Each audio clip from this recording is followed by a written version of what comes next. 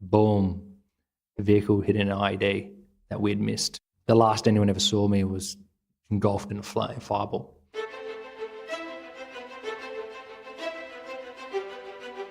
Welcome to the podcast where we track down Australian war veterans, have a chat with them, and hear their stories.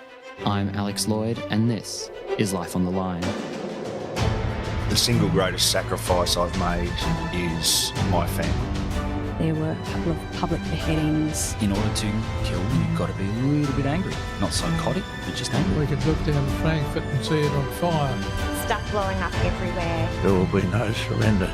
And then they had to fight an enemy in amongst women and children in those buildings. I could never not go back. They were my friends and they felt the top of family. She did say, "You've changed." A soldier put everything on the line to help one of our blokes. I'm Sharon Mascall-Dare, and you're listening to Life on the Line in collaboration with StoryWrite, dedicated to empowering veterans, one story at a time. In today's podcast, we meet Nathan Bolton, a former Special Forces combat engineer who has a story of service, sacrifice, and personal transformation. Today, he's a filmmaker and public speaker determined to challenge our understanding of post-traumatic stress and the consequences of war. Nathan, thanks for joining us on Life on the Line. It is a pleasure. Thank you very much for having me. So first up, to set the scene, just describe your childhood for us. I had a rather semi-normal sort of childhood. However, I was also brought up into a family rich in success. Put it this way, so my grandfather, he was a rather prestigious man, visionary of his time. He performed great and noble deeds within the community. He single-handedly raised the morale of multiple South Australian battalions serving in World War II over in the Middle East. We actually pulled together all the families of all the loved ones of all the soldiers and sent over footage over to the Middle East just before the Battle of El Alamein. Mayor of Burnside building the Burnside swimming pool, youth facilities such as the Burnside Ballroom, the Kensington Olympic Sports Field. Just to clarify, Burnside being a major suburb here in Adelaide, lots of people here would have heard of it. And I suppose just to give that context, that clearly he was a very important man in his local community. Well, we were brought up with a portrait of him overlooking our dining room. So no matter where we went, we always saw this man. And my brothers and I never got the chance to meet him. And so with that, we only ever learn about his deeds through that of our father sharing with us his stories. And with that, we learn a lot about what it truly meant to be a man. We actually brought up with an idealistic notion of what it is that we must achieve in order to see success. By the age of 21, after graduating year 12, I had got a certificate 3 in geoscience. I'd worked in the mines, worked in the oil rigs. I was a volunteer with the country fire service. I had joined the army and risen to be a part of the Australian Special Forces. Like, I was young, but I was relentless in my pursuit for ambition. And I guess I was trying to fulfill a legacy forged by that of my grandfather. Sounds like a lot of pressure. That is an understatement. Pretty much growing up, never been able to be satisfied with what it is that you do, what it is that you achieve, and you always aspire. You become a high achiever, always chasing, believing that you should be better. But at the same time, a very rewarding pressure because it pushes you to go well beyond to what you deem to be your limits. And so for that, I'm very fortunate. But what does that do to a young person, being exposed to that level of pressure that you've just described there so eloquently? I joined the military. By the time I finished Kapuka, or my basic training and my initial employment training, which is like learning how to be a combat engineer, by the time I got to Darwin in my regiment, at the 1st Combat Engineer Regiment, within about 2 months, I realised that most people here did not set out to achieve much more than bare minimum. And with that, I could not cope with, could not deal with. And so within 4 months of joining the army, I put my hand up to join the Special Forces. At first, I was laughed at, pretty much kicked me out of the room. My sergeant was like, "No, you're too green, you're too young, mate. Like, you ain't going." And he goes, "Come back in 6 weeks. If you come back in 6 weeks and still want to go, then I'll consider it." Oh, I was there 6 weeks to the day. I rocked up there and he was like, "Are you serious?" And then because I did really well at Kapuka, I got the Skill at Arms Award, like best shot. And then at Combat Engineering School, I was awarded the Soldier of Merit. They pretty much allowed my application to go through, and within 9 months, I was now down back in Holsworthy in Sydney as a part of the Special Operations Engineers Regiment, which is formerly known as the Incident Response Regiment. Yeah, so I found myself a part of Australian Special Forces. So tell us a bit more about the soldier of merit factor. I mean, what did it mean back then to be a good soldier? And how did you reflect those characteristics with your own behaviour and conduct? I was in complete denial. My instructors I got along really well with. They were like, "Oh, Bolts, are your parents coming up to your march out?" I was like, "Hell no. That's you ain't coming." I was like, "They're not flying all the way up from Adelaide to go watch me do some crappy little march out parade." I was like, "What an embarrassment." Especially we watched one just like 2 weeks previous, and I was like, "No, this is not going to happen." And then they kept asking me the same question, and I was just like, "What's going on?" And they're like, "Bolts, just bring your bloody parents up. You won the Soldier of Merit." To me, it didn't feel like anything. Oh, well, I guess my parents would be proud. But it's not like you really take it on board or anything like that. It's more just a reassurance that you're on the right track. It never really fulfilled any sense of greatness or anything like that. It was just just meant I was doing something right. And to myself, I was like, well, sweet, that'll do. Yeah, it didn't really mean much. What kind of a person were you at that time as a soldier? Do you remember much about your behaviour, the kind of bloke you were? I was a bit of a easygoing, fun to be around. I always stood up as a bit of a leader. I guess I was very humble in the ways in which I did it. Never know that I was doing it. But like when it came to decision making, I was if you had split decisions between two groups of people wanting to do something, I'd always be the one that made the call in the middle and like trying to find the vote, rally the votes up, rally the guys up, which one we're doing, what do we do first. That was always sort of the kind of guy I was. You mentioned your parents. So were they proud? The moment I told my parents that I won that award, they could not fathom. Within a heartbeat, they left. My march out parade was in like 24 hours. Pretty much packed up the car, drove straight over to Sydney from Adelaide, which is a good 14-hour drive for those who don't know. Bit of a long haul. My father has a lot of respect for servicemen. Growing up, I always went to like Anzac Day dawn services with him, and he pretty much taught me the fundamental pay respect and you honour, commemorate the sacrifice of those who've served. I was brought up with a profound respect for military and serving, which I guess sort of motivated my drive to get in to fulfill a father's. Because my dad's a bit of an emotional icebox. He's not very good with communicating feelings. And I saw the amount of respect that he showed these servicemen at like dawn services, and I was like, well, if he's not going to tell me, but I can see it right now if I like join the military, well, that's a surefire way to make a father proud. And that probably has a lot of driving ambition in behind what got me into the military in the first place, plus my own sort of chase for adventure. Growing up, I loved sort of army and like doing like jumping up our balcony and trying to abseil off weird stuff. And I was working the mines at the time, the oil rigs. I was on huge money, huge coin, especially at such a young age. I could afford and buy anything that I want, but I left all of that for $3 an hour to go and join the army because I was like, hey, I wanted the stories. I want the adventure. I want to live. I want to be able to come home and have something to say to people because, hey, isn't that what life's all about? Stories. That's what I wanted.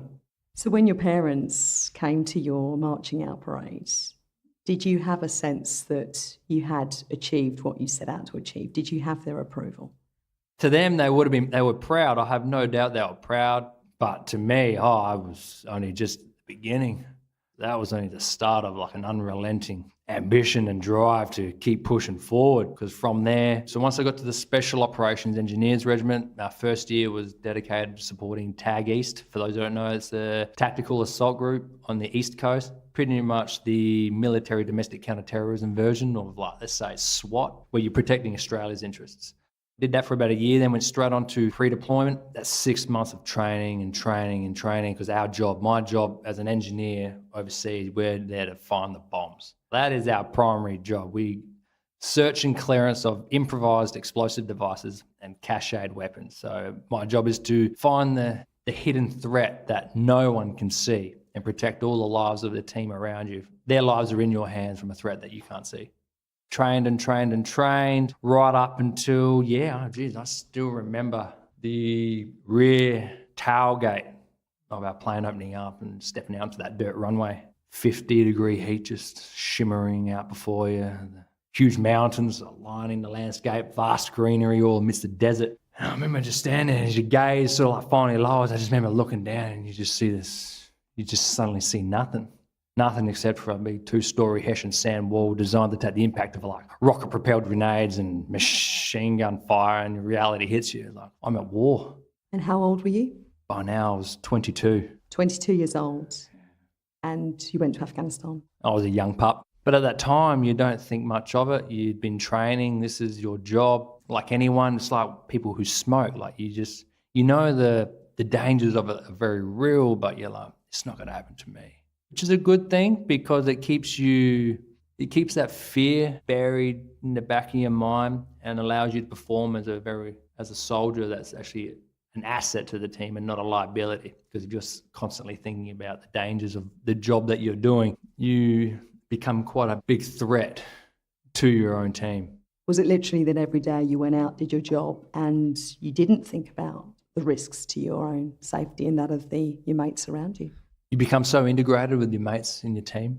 Like the whole notion of band of brothers, like it's quite an interesting, but it's concept, it's very cliche in how it sounds, but you do become so integrated with one another that I would personally put the life of my mate ahead of my own.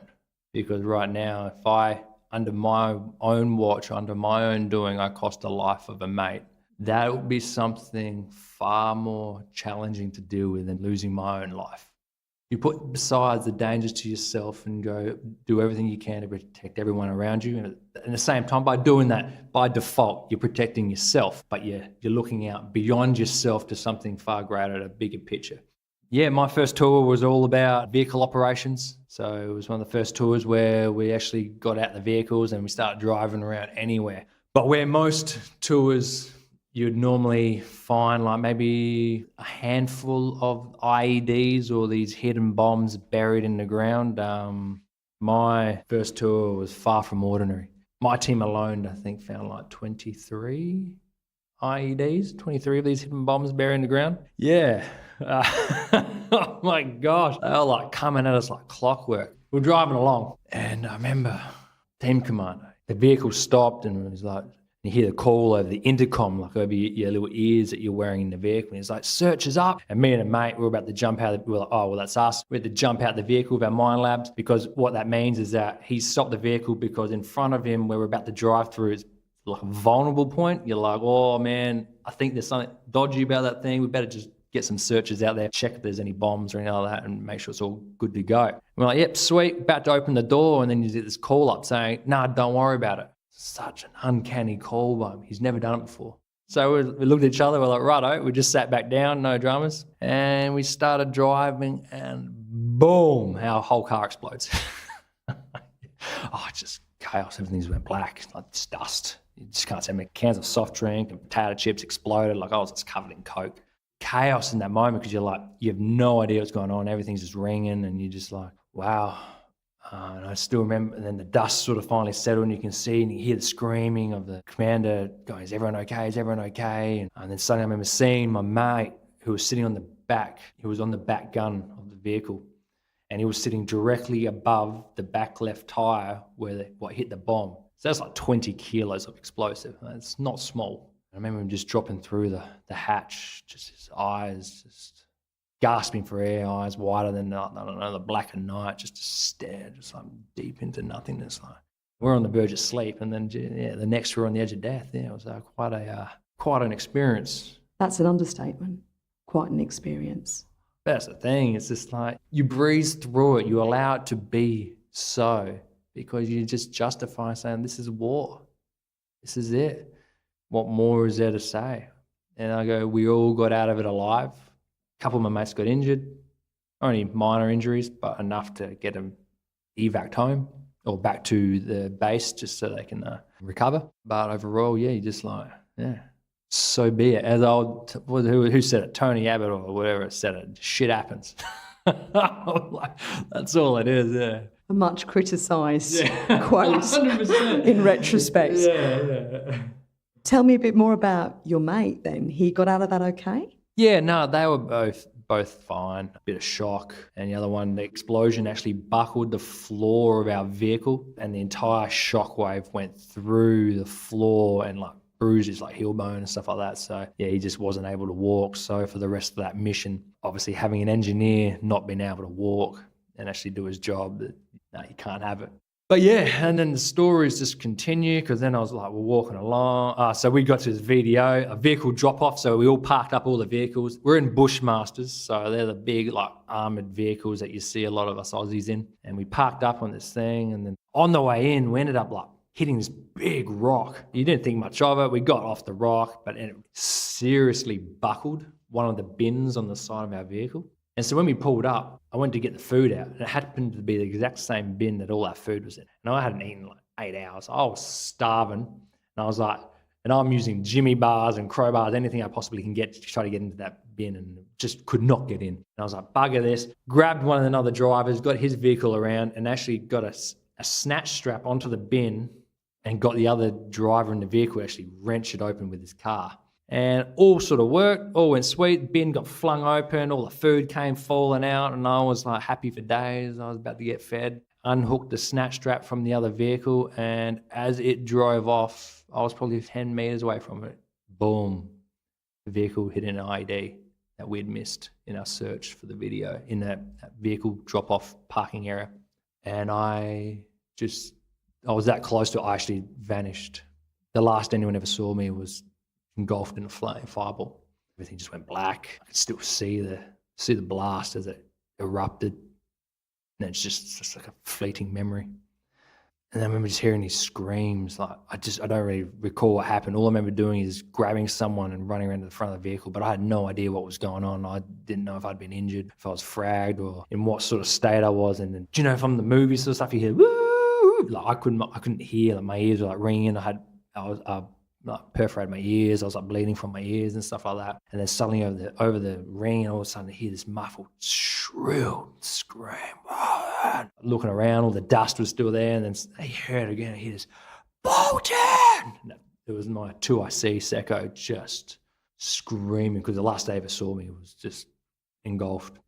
Yeah, apparently my section commander went sprinting across the video, but where there's one bomb, there's usually another. So pretty much when something like that happens, you just stop still. And apparently he just went sprinting, and one of my mates had to actually call him up saying, leave it, like don't go. It's too dangerous. I emerged out of the dust and the carnage, and fortunately hit the back left tyre and not the back right tyre of the vehicle. I was standing on the right-hand side of the vehicle, so because it hit the back left, the vehicle actually shielded me from all the frag. I just copped a massive blast wave. But if it hit the back right tyre, the same side that I was standing on, then probably wouldn't still be here today. Were you injured? Nah, just I was bleeding from the ears and stuff like that. Probably had some blast overpressure injuries, but nothing worthy of getting checked. I don't know. Once again, you do what you normally do. And as a man, what do you do best? You bury that sort of stuff as deep and as distant as you could, and you move on and go, and this is such is. So are you saying that after that experience that you didn't even get checked? You weren't even sent for some kind of medical care? Nah, I told him I was all good. I was like, just check my ears, because my ears are hurting and she'll be right. Yeah, it's amazing. And I guess that's why young individuals are very good, because we have that sort of, young males are good because we have that little bit of an invincibility sort of complex when we're at that sort of age. And so we actually, I guess we serve and do our role a lot better than when you're a bit older. You have a far more stable and understanding of life itself. And yeah. But with the benefit of hindsight, looking back now, I mean, you're clearly surprised by the reaction you had at the time, or not? Like I ended up finding 3 of those bombs laying the ground. One of them it was like an upside down Coke bottle with about a 3 mil gap for the switch. Like there was a nail and a little piece of brass copper underneath it with about a 2 or 3 mil gap between it. But because I hit the actual pressure plate side on and not top down, it didn't detonate. I've counted my lucky stars numerous times, but after that, yeah, I'm still here to tell the tale, and that's just part of experiences that have created the man that you see today. So you were lying on top of a pressure plate on an IED, what was going through your mind? Oh, the moment you realise that that is the case, you sort of, you just sort of go blank. Regather your thoughts, because everything in training, there's one word that you hate in the military. It's the word notional. I hated the word notional. Everything was notional, especially in engineering. Everything's make-believe. You're looking for bombs, but like in training, but they're never going to detonate. There's no explosive in it. They're not going to try to kill you. And so everything's always notional. But then out there, for the first time, it is as real as it gets. And that little slip up, that's the difference between either living and, or as the old expression goes, pink mist. Unaffectionate way of saying what happens if you, if the latter occurs. So thinking back on that particular experience, what do you think you took away from that? You learn a lot about yourself. You appreciate your ability to cope under pressure, that you didn't freak out. And now I can always say that I can hold my own when the time gets tough. And I guess looking back, I always joined the military for those experiences, for the adventure. I wanted the stories. And suddenly, here I am, lived to tell the tale with some stories to call my own. Because I know there's many veterans out there who forever wish they got to, some may have trained all their life and never got to serve. And because the biggest notion is when you speak to someone and they say they're a veteran, first preconceived notion is that they have served on deployment overseas. And I know guys who have yet to do that. It can sometimes be a bit of a struggle. You never get to prove yourself and that sort of such. So, because this was just your first deployment, wasn't it? I mean, there was even more that came after what you've already told us. Oh yeah, that was only just the beginning. So yeah, I got home after my first deployment. All went sweet. I had a bit of a rough patch for about a week trying to transition back into day-to-day life, but I managed to get through that. But like in the end, I was like, I had done so much, and I've had a great first deployment, but it wasn't enough. And what I expected of myself, I was like, I still want more. Like, I'm not satisfied with what I've achieved and what I've accomplished so far. And so with that, I was like, well, what better way than to try out for the elite of the Special Forces. And so I went on SAS, or the Special Air Service Selection course. And for those who don't know, picture like 21 days of sheer mental and physical hell where you're like tested well beyond to what you deem to be your limits. First 10 days, like 3-hour PT sessions, your mental stamina under extreme fatigue, lack of sleep. It's just brutal. In the next 5 days, you're given a compass, a grid reference, a map of where you are and where you need to go, and off you go like 60 kilos on your back looking for like a camouflaged army vehicle in the scrub some 25 kilometres away. I managed to cover like 100 Ks in those few days. But it's dangerous because it's the only time in the course where you have no one around you, and you have to keep going under your own willpower, your own audacity to keep moving forward, because a lot of people quit because you don't have that support barrier, that someone to lean on. So people actually quit that part. For me, I found it very comforting because I had no instructors screaming at me, calling me a cream puff. Yeah, they were relentless. Call it. That was the problem. I'm 6'5" and like 110 kilos. Like, I stand out like a sore tooth. And that was one of the primary comments that the instructor said. He goes, "Recruit 35, I would hate to be you, because no matter where I look, I always see you." And in that sort of course, you want to be a grey man. You'd rather be somewhere amongst the pack but never seen, because then you can never do anything wrong if they can't see you. But I stand out and I'm falling behind, or being a bit of I wasn't the fittest or the fastest, but I was like a well-oiled tractor, like a old massive Ferguson, just keep on going, just trucking along to the finish, a little engine that could. And so I kept pushing, finished the course. Out of the 120 people that started, I think it was, only 28 of us stood there at the very end. Man, I was a zombie. You look around, everyone's faces are like sucked into their cheekbones. There's like not an ounce of fat left on anyone's faces. I lost 15 kilos in 21 days, and I was pretty shredded, like I was gearing up for stereos or some sort of sweet music festival or something like that. Yeah, I was ready to go, but I was severely malnourished and catabolic. You stand tall, proud at the end. I was like, because you're like, I've so few of you left. I've made it, I've done it. You stand tall, proud that you've just completed one of the toughest courses in the world. And moments later, our personal evaluations began. So like your final debrief, like no dramas. And the opening words that he said to me were, the panel do not find you suitable to continue into the next phase. Give it your all. I always strove to be the very best, the best soldier I could. And you give it your all, but this moment ripped the very foundations out of me and what I called a man. I always strove to be the best, and suddenly, within an instant, found out that I was not the man that I once believed I was. So what made you continue? So I'd finished the course. This was pretty much where they say yes, yay or nay. You had to finish the course in order to be accepted. And I finished the course, but then got turned down at the end. In that moment, I failed myself as a man. I guess I had an expectation of myself, especially growing up with a father, grandfather and all that, and all the legacy and the achievement and the accomplishment, and suddenly, And this was my time to make my name and my legacy, and then suddenly someone telling me that, nah, you're not that good, mate. No, we don't want you. But somehow you picked yourself up and then you had another deployment. So how did that come about?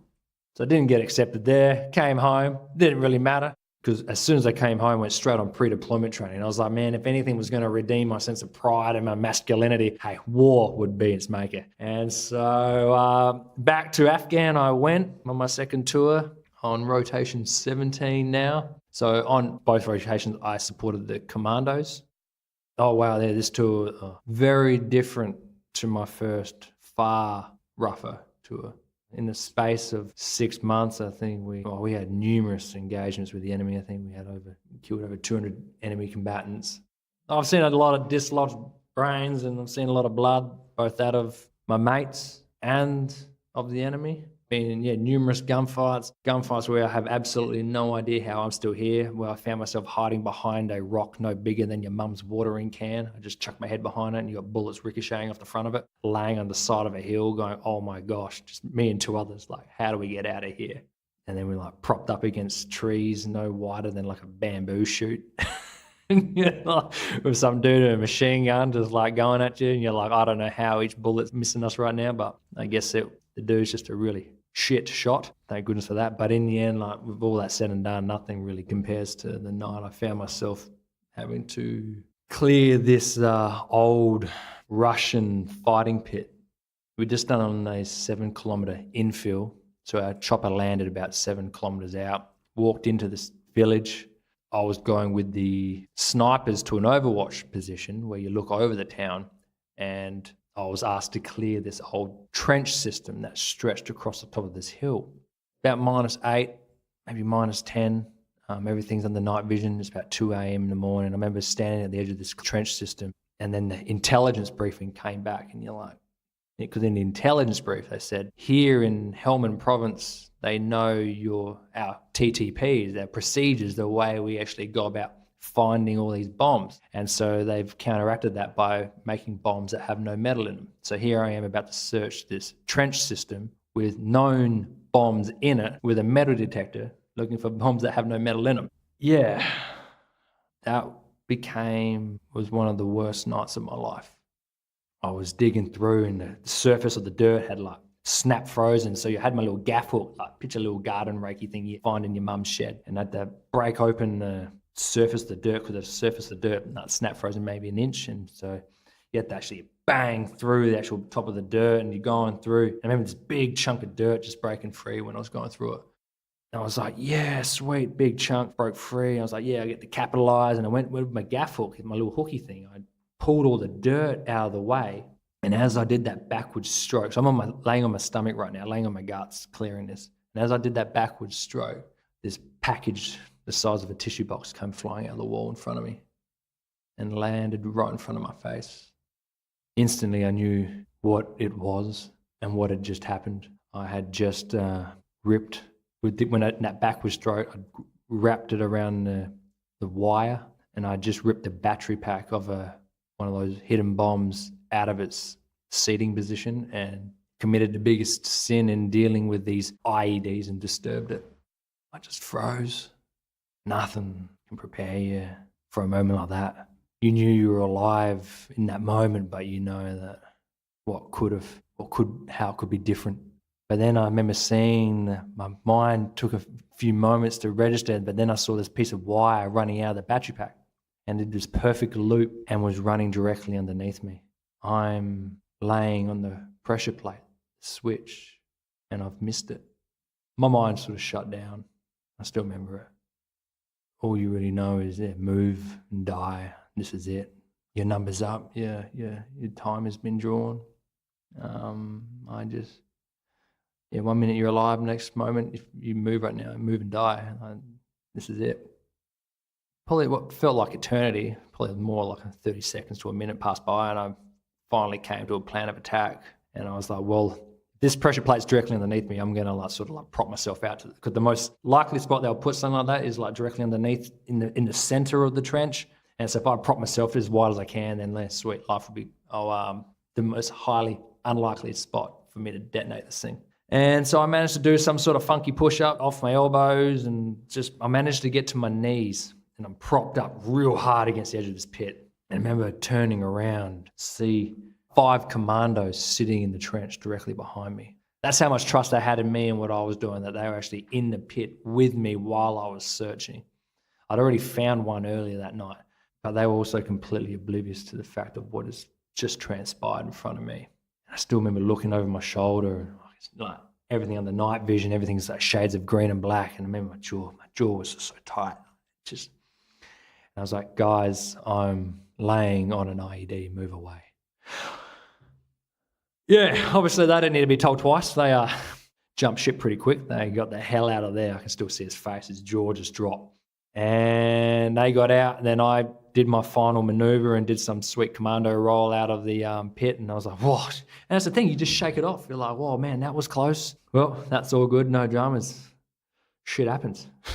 No dramas. It doesn't sound like it from the way you described that particular instance. I know, but to me, I just saw this as doing my job. I was like, I'll do this in the morning. And come morning, we got an EOD tech, like an explosive technician up there to deal with it. And it turned out that the pressure plate was underneath my chest. So if I'd taken like another bite forward, I would have detonated it. But the problem is that if I detonated, I'd probably still be here, because the main charge, the explosive part, wasn't underneath me. It was underneath the 5 guys who were in the pit with me. It was designed to the lead person walking through there to set it off and take out everyone behind. In that moment, I failed myself. Take my own life, that's easy to deal with. But the guys in that pit's lives were at my mercy, were my responsibility from this hidden threat. And that night, although everyone got out alive, I'd still failed. And that's how I interpreted what happened that night. That rattled me internally. You talk about that feeling that you'd failed. But why failed? Why is that the word that springs to mind when you recall that experience? That is the word that I've been struck me down for many years. After that night, I became rather fearful of failing, because to myself, I did that night and almost got everyone killed. But why do you feel you failed? I mean, you saved the lives of your mates. So why was failure the word that came to your mind at that time? I had an expectation of myself. It may have been idealistic, set by that of my grandfather, but I had an expectation of myself, and in that moment I had failed myself to uphold the job that I was set out there to achieve. What were you expecting of yourself then? That you would somehow single-handedly be able to be responsible for everyone's safety regardless of the threat that you're encountering? I know, and this is where it's so bizarre. That was how strong an expectation that I had of myself and what I should be able to do, that in that moment, even though in recent times I've heard people trying to describe that as an impossible mission, but yet I look at that and go, no, impossibility is a choice. What one finds impossible is not necessarily impossible for other. That is a choice. And I never would have taken on that job. I knew I was walking up there to clear a trench system with IEDs, with a metal detector that I knew IEDs had no metal in them. I knew that, and I would not have taken on the job if I didn't believe I could accomplish it. And I know that everyone got out safe and everyone's alive and all is sweet, but at the same time, mixing not only what happened in that moment with almost killing the 5 other guys, but like just the trauma of the actual moment itself, only looking back now in hindsight right now, and how that moment impacted and shaped my life ever since. You mentioned there the word trauma. So was that the moment for you? When you look back over your career, I mean, you've talked about so many extreme experiences that you were exposed to throughout your time as a Special Forces combat engineer. But of all of those different experiences, was this the one that was the turning point?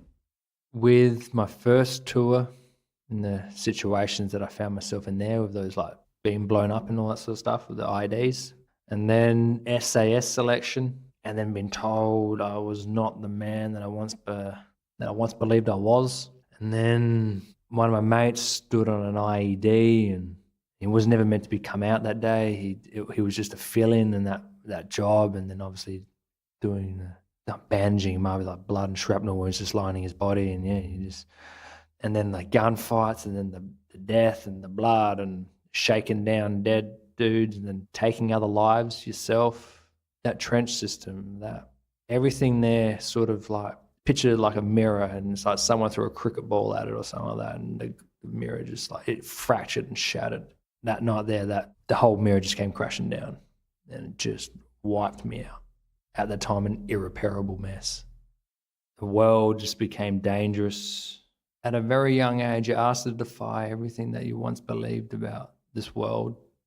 We grow up in like a Western culture where we're taught to, thou shalt not do harm to others, and all that sort of like good jazz of just like how to live in harmony and peace and let society function and work. And then here you are at a very young age, asked to take the life of your fellow man, a man you'll never meet, you personally have no beef with, but he is your political enemy. And within the military system, orders become the new truth. They're not something to be questioned. They are something to be done. And that's where the whole moral injury comes into the fact. I spent many years, I was seeing a psych, and I was telling her all this, and she's like, Nathan, like, it's okay. You're still a good person. I just broke down. That comment just shattered me, because I thought I wasn't, because I've seen and done bad, and I didn't believe I was deserving of a second chance. It was the moment that my reality and my expectation of myself sort of like peeled apart.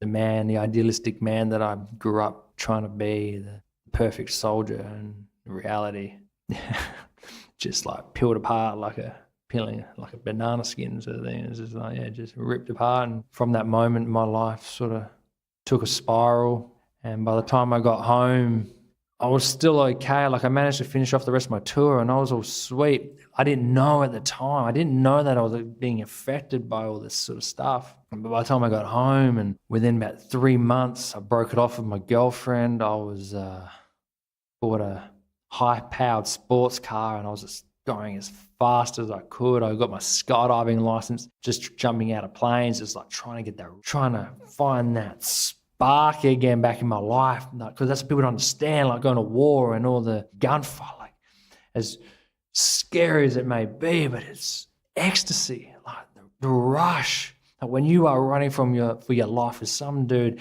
hell-bent on killing you, firing like a machine gun or an AK-47 or something like that at you, you're like, you are alive.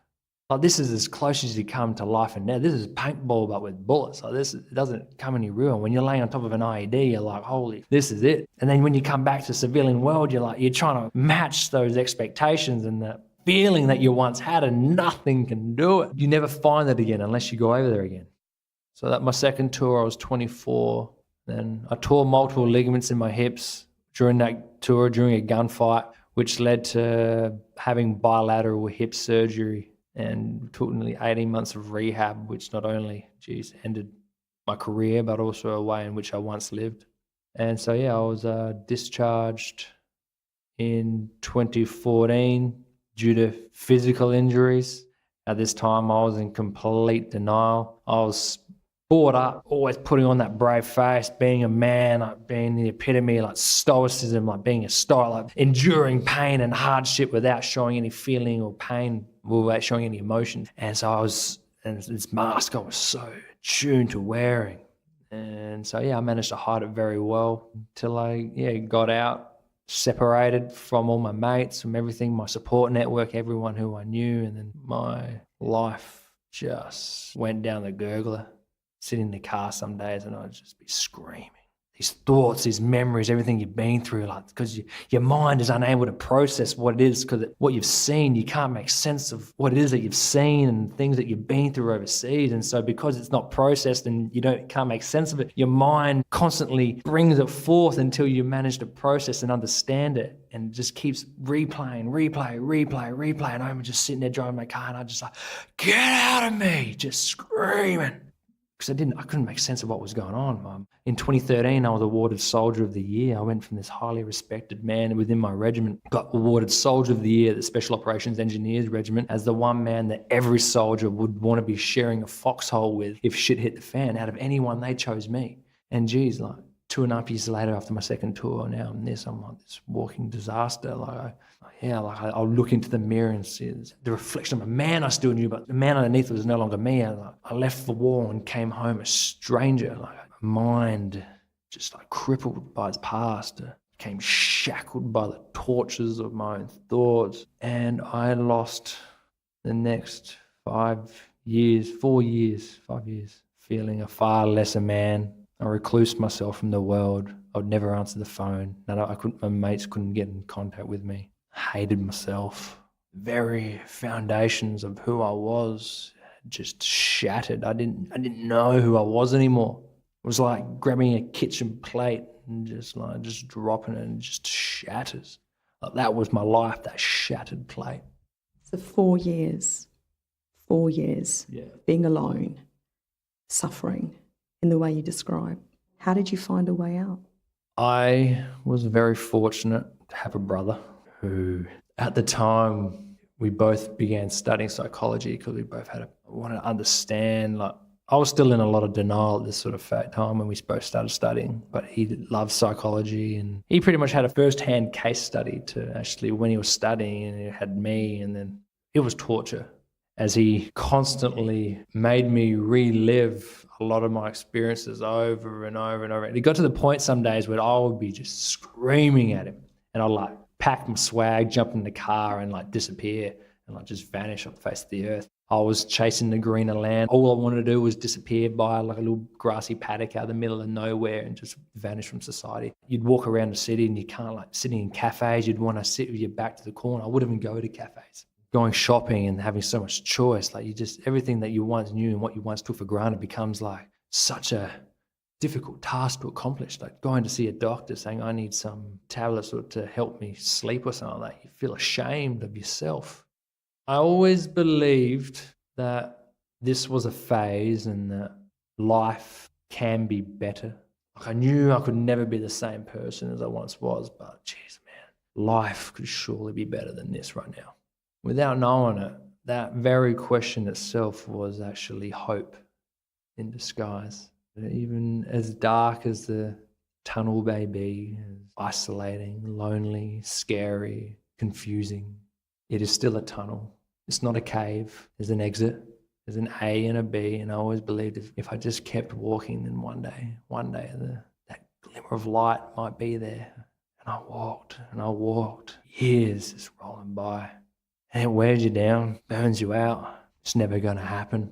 And then, in 2015, I was at a mate's wedding, surrounded by laughter and joy. Everyone, a day of all days for everyone to be happy and all that sort of stuff. And I remember sitting there and unknowingly, I excused myself from the table, and unknowingly to everyone, I left the venue, sitting atop a set of stairs. I remember pulling out my phone. I was tired, so burnt out, just exhausted. This never-ending, relentless, just battle waging within my own mind. And I remember just put on this song. It was Shine Your Light by Robbie Robinson from the Ladder 49 final scene. It was in my will to be played at my funeral.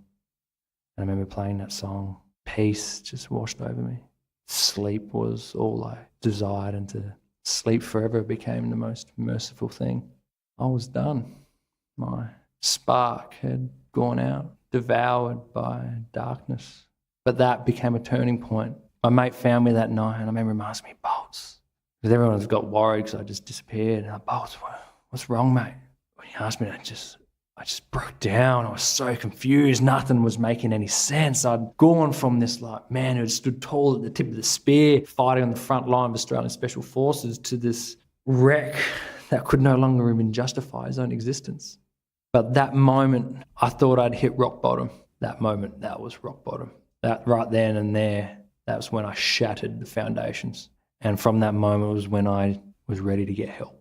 I was already seeing a psych, I was already seeing a psychologist and psychiatrist, but it wasn't happening, it wasn't resonating. I wasn't ready yet. And I remember when I went back there after that was when I was ready to sit there and become a student, listen and learn. I was like the man that I'd become had brought me to this moment where I could no longer even justify who I was. And now that I'm sitting here, fresh start, blank canvas, I was ready to rebuild myself from the ground up, pulling apart a motor and rebuilding it. I was like, pull the whole motor apart, check every piece and slowly piece this thing back together. And it took years, and it was painful and torturous as you're just constantly battling yourself. It's like a critique of yourself of the highest of calibers. But I was unremitting, and I just kept pushing and pushing. When I needed support, she gave me a shoulder to lean on. My psychologist, she was great. I felt stupid for what I was saying. She reinforced that it was okay, because I could rationalize my own irrationality. I knew my thoughts were so skewed and so twisted. I knew it was wrong, but within my own heart, I couldn't swallow it. I couldn't accept it. And only now was I ready. And for me, she challenged a lot of my thoughts, which was like fear of failure. Everything I went through, I had a massive fear of failure. I stopped trying. I never wanted to find myself in the same position as I once did. And so I stopped trying. If you stop participating and you stop taking risks, you stop participating in life. So I had to break through that. I was so ashamed of my own inability to cope. Like I always tried to be the strong man for everyone and everyone. I was the one that was crying out for help, and just accepting that I was living under a false sense of expectation and ideal. Is that unfortunately my father, when he passed on our stories of our grandfather, he only passed on the successes and the accomplishments that he achieved, never of the failings. I went through life throwing all the punches, throwing, and then suddenly when life threw one back at me, I wasn't ready to take the hit. And after years of work, you did come out the other side of that tunnel. And tell us about where that's led you, that experience, that survival, and the legacy of those experiences you had in Afghanistan.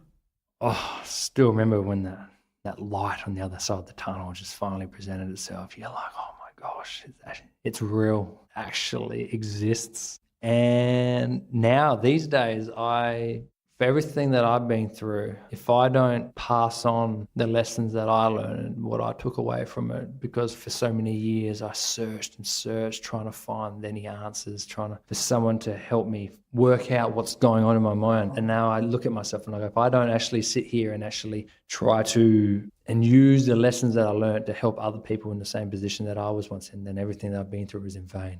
What actually sparked everything back into action was in 2016. It doesn't happen overnight. In 2016, I ended up rebuilding my dad's old racing sidecar, and I started sidecar racing, which gave me a rush that was comparable enough that I could actually enjoy it, and it sparked enough adrenaline in my system. And I do that with my brother. Finally awarded myself of a long-awaited holiday, went to Europe on a Kentucky. I know, don't judge me, please. But that was great because I suddenly found myself in a bus and was surrounded by strangers. Then obviously had been a recluse for so many years and isolated from the rest of the world was a huge step, putting yourself in such a vulnerable position in front of so many people. But these days, now I do public speaking. I speak in schools. I talk about my experiences, the mistakes I made, the lessons I learned, in order to pass on messages about resilience and overcoming adversity, breaking through traditional notions of masculinity, which is a pivotal thing within my family, trying to tear down those masks and actually walk free as a person who you are and accept yourself for who you are. And you're not a byproduct of, let's say, materialism or being the biggest or the strongest or being bravest. Then I produced a documentary last year with my brother, which delves into why Anzac Day exists in this small country town in upstate New York, which looks into the story of the late Australian Army Captain Paul McKay, who after his tour to Afghanistan, a long consecutive battle with post-traumatic stress disorder, flew to the US, busted north to this little town known as Saranac Lake in upstate New York, stayed the night, bought a shovel and walked off into the frigid minus 15-degree wilderness to never be seen again. However, although tragic, yes, this town not only rallied behind but came to commemorate the death of a stranger, one of our own, in their backyard, and have commemorated Anzac Day in his memory ever since. And so we went over there to find out, what the hell does Anzac Day mean to you guys? And over there, it's all about mental health, post-traumatic stress, and supporting the ex-service personnel when they return home, pretty much when they need it most. And now I sit on the South Australian Premier's Council on Suicide Prevention, works under the state government as we try to reduce suicide on a state level through policy. And then also I work now with the South Australian Mental Health Commission, which is a group of individuals who come together from all walks of life, all different perspectives, try to help shape mental health to make sure that what is coming out of like a commission or the bigger system is actually relatable to the everyday person and the community. Nathan, you've shared so much with us today in today's podcast. Of all the things you've talked about, your journey, your incredible courage and your resilience, and what you're now doing for your community today, what is it you'd like listeners to take away from what you've told them? Even when you're at your lowest, it's never over. All you got to do is keep stepping one step in front of the other. You may not know where that step's going, but if you keep stepping, eventually one day, if you have the audacity and the courage, you can break free. You do not have to be defined by or become a victim of your own label. Yes, PTSD, depression, anxiety, they are torturous. Like, I've got post-traumatic stress disorder and major depression. For so many years, I let it define me and I allowed myself to be defined by the label, but only now do I realise that no, it doesn't have to define. You can be whoever you want to be. Yes, you'll be burdened by the weight of what those conditions are, but it doesn't have to be you. Like that kitchen plate that I told you about that shattered. It is like this kitchen plate and it shatters. That is what trauma is. When that plate shatters on the ground, that is trauma. But only a few of us, most of us will just sweep it into a bin and leave it, push it to the side and let it be. But only a few of us will ever see that plate and go, no, I'm going to rebuild it. I'm going to piece that plate as long as it bloody well takes. I'm going to piece that plate back together. And one day I will resemble the same plate that I once was, but I'll be stronger in some ways, but weaker in others. So given that process you've been through, reconstructing that plate, who is Nathan Bolton now? I resemble a former self. But the one question I've always been asked is, everything that you've been through in the life that you live, do you regret it? And I'm like, that is the question of all questions. But I guess my answer would be the mates that I've made, the stories that I have to tell, but more importantly, the man that I have become. I wouldn't change a thing. But be fucked if I'd ever do it all again. And that is the beauty of growing old. You only have to do it once. Live and learn. Follow your dreams, but never give up on yourself. And at the end of your life, die as a proud old man, having lived a life worth living and having left a legacy that your grandkids can be proud of you by. And always know that recovery is always possible. That's me. Nathan Bolton, thank you for your honesty, your integrity and your openness, and for sharing your incredible story of courage, resilience and recovery with us today. No, it's been an absolute pleasure. Thank you very much for having me here today. You've been listening to Life on the Line in collaboration with StoryWrite. I'm Sharon Mascall-Dare. Thank you for listening.